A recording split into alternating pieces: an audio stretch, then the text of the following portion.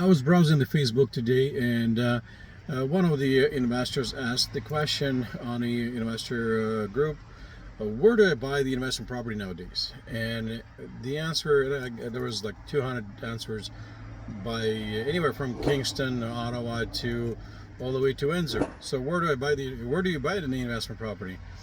And it's not a very simple question, or there is not a direct answer to that one, because everybody was kind of we're trying to give them the answer, but I can see that they were giving them their area that they're familiar with. It's not that it's not incorrect answer, but it's not a full answer.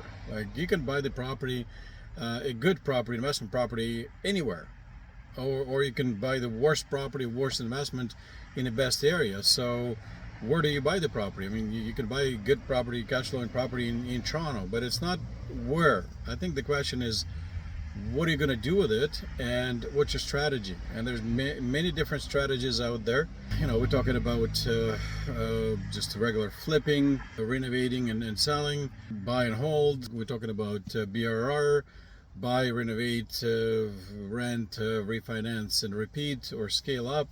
One of those strategies. You can buy new pre-construction houses and wait for a year or two or three until it's built, and you build in an equity in that property.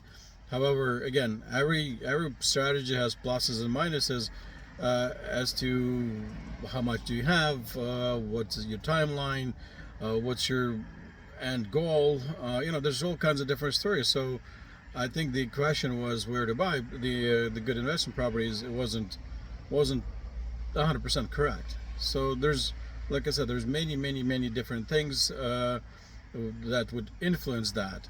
The other one, I think the question is not where, it's what you're going to do with that.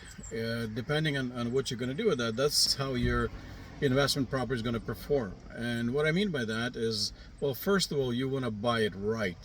So whichever equity or whichever discount you can get on the property, and it's possible nowadays, that's your equity right from the beginning. So before you even bought the property, you already came into the money. So that's one. The second one is the let's say you're buying a single home. Is it a good investment? Well, if you're buying it for $700,000-800,000 here in Hamilton, it may not be a good idea, because your mortgage is going to be, let's say you do put 20% down, so you're talking about 160 grand on 800,000, and it's a decent home. 160, your mortgage is going to be 640,000 something. Well, it's 640 plus closing, 650. 660, something like that. On 600,000, 60,000 mortgage, we're talking about 3,000, a little bit even more mortgage payment. Plus the property taxes, plus insurance, plus this, plus the other. You're talking about $3,500. Can you cash flow on $3,500? Most likely not. Now, can you cash flow with 2 units? I'm pretty sure you can, because you can rent your home for $2,600 for maybe $2,700, and then you rent the basement apartment for $2,000.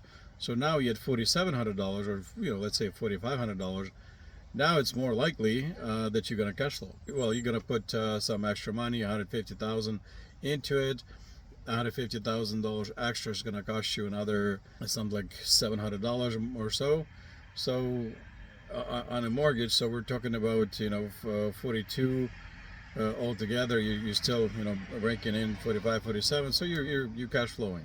That's what I mean by what you're going to do with that. You can turn it into duplex or threeplex, or you have already something that's has been converted into duplex, but it's dilapidated, so you have to renovate it.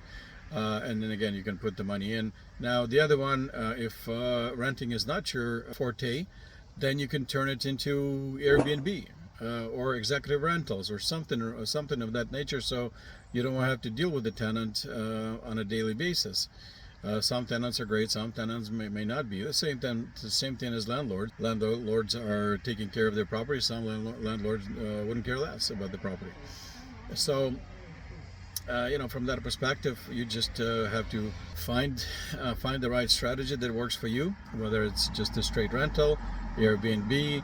I don't know, maybe you're doing something else, or maybe you want to turn into a commercial where you don't have to deal with the landlord and tenant act. Everything's passed on to the tenant, even your utilities and taxes and everything else. But it's a totally different story. I will discuss that in a different video. So my name is Yuriy.nesvit. I am with eXp Realty, and if you have any questions, please give me a shout. If you liked the video, please subscribe to receive future videos. Click the button below, and I'll see you next time.